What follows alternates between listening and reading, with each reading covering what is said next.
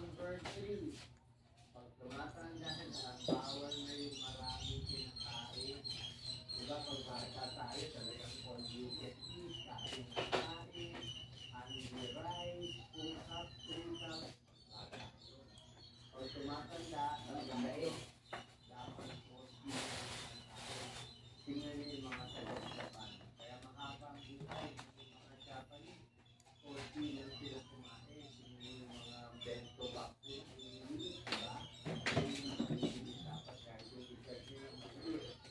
Isa pa, pag matanda tayo, mabagal ang metabolism. Doon. Awal madamo, abok maon. So you have to eat less. Actually, ito dapat yan. Kanin, kapag biglang Number 7. Okay? Pag bata ka, okay lahat. Nakakaya ang buong ikot. Pero pag about 40, 50 years old, yung balance. Yung balance. Okay? Kasi ngayon, hindi na pwede pag-ibig na bigla pag pinag-ibig sa taas. Kasi pinakokos tayo. Mapapagibig na tayo.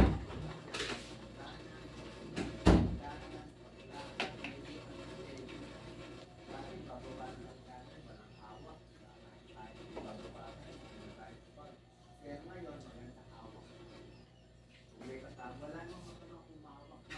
Mamaya, mamaligan ng tapak, matumpak. Okay? Number 8. Pag tumatanda na, dapat isip na kasi ito, dahan. Ben. Alin? Ito nga. Oron. Ano nga to? Oron, pang maintain mo to sa maubos doon. Ito naman ako na ito. Sino mo takon to? Ikaw lang. Tuto, buhat din mo. Naliwa lang ang ako.